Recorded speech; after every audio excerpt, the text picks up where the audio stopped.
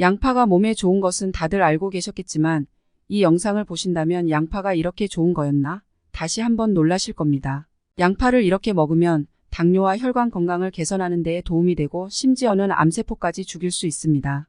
그냥 드시면 안 되고 반드시 이렇게 드셔야 합니다.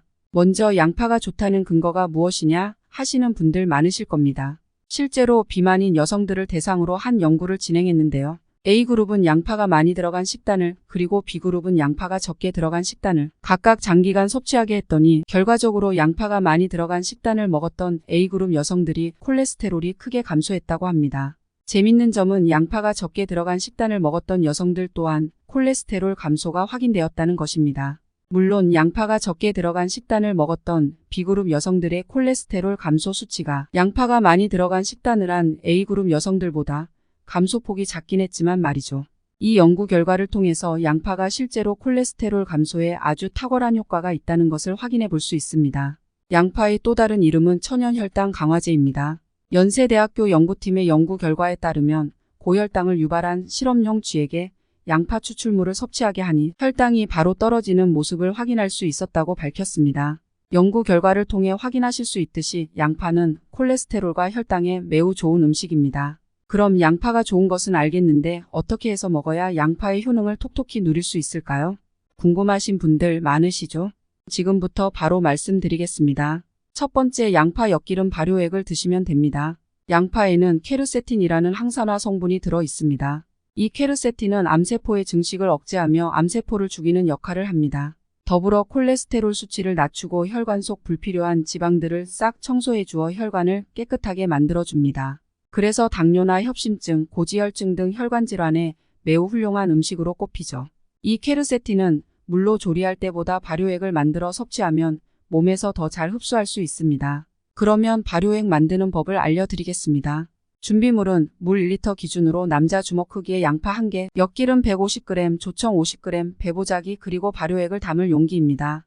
먼저 양파 1개를 썰어서 채반에 이틀 정도 말려줍니다. 그 다음 엿기름을 배보자기에 넣고 물 1리터에 3시간에서 4시간 동안 담가서 엿기름을 불려주세요.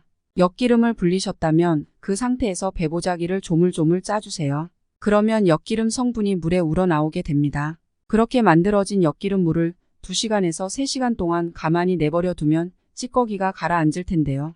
위쪽에 떠있는 물만 다른 그릇에 따라내고 가라앉은 찌꺼기는 다시 한번 짜서 물만 건지고 찌꺼기는 버려주세요. 찌꺼기를 버리는 이유는 발효액에 찌꺼기가 들어가게 되면 탁해지기 때문입니다. 이제 엿기름 물이 완성되었죠. 엿기름 물을 발효액을 담을 용기의 절반 정도로 넣어주시고 말린 양파를 넣어줍니다. 양파는 용기의 10분의 1 분량만 넣어주시면 되는데요. 말린 양파는 물에 들어가면 부풀기 때문에 많이 넣지 않으셔도 됩니다. 여기에 조청을 물 1리터당 50g의 비율로 넣어주세요.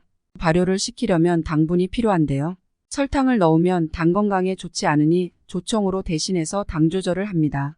여기까지 따라오셨다면 아주 성공적입니다. 이제 발효만 시키면 되는데요. 양파를 하루에 한 번씩 저어주며 한 달 정도 발효시켜줍니다. 한 달이 지난 후에 건더기는 버려주시고 발효액을 한 달 더 발효시킨 뒤 발효액만 드셔주세요. 발효액 1, 물 5의 비율로 발효액을 물 5배 정도에 희석시켜서 공복에 드시면 됩니다. 양파가 발효되면 아린 맛이 사라져서 먹기에 괜찮은데요.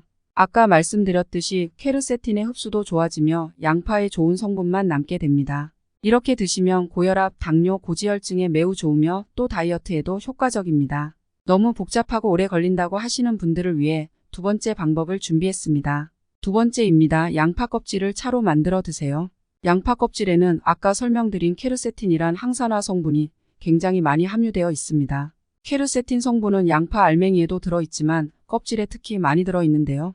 양파 알맹이보다 양파 껍질에 케르세틴이 4배나 많이 들어있습니다. 그래서 껍질을 그냥 버린다면 케르세틴 덩어리를 그냥 버려버리는 것과도 같은데요.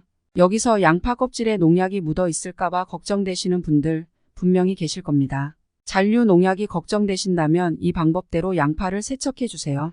먼저 양파를 물에 1분 정도 담가줍니다. 양파를 담근 물을 버린 후 깨끗한 새물을 받아서 양파를 넣고 30초 정도 저어주면서 세척해줍니다. 마지막으로 다시 흐르는 물에 양파를 헹궈주면 농약 걱정 없이 양파 껍질을 섭취하실 수 있습니다. 이렇게 깨끗해진 양파 껍질을 서늘한 곳에 충분히 말리고 말린 양파 껍질을 물에 넣고 끓입니다. 물 2리터에 껍질 40g 넣어주시면 비율이 맞으며 물이 연한 오렌지색이 될 때까지 끓여줍니다. 여기까지 따라오셨다면 완성인데요. 만들어진 차는 식혀서 수시로 드시면 됩니다. 만들기도 쉽고 한 번 해놓으면 두고두고 꾸준히 드실 수 있어 추천드립니다.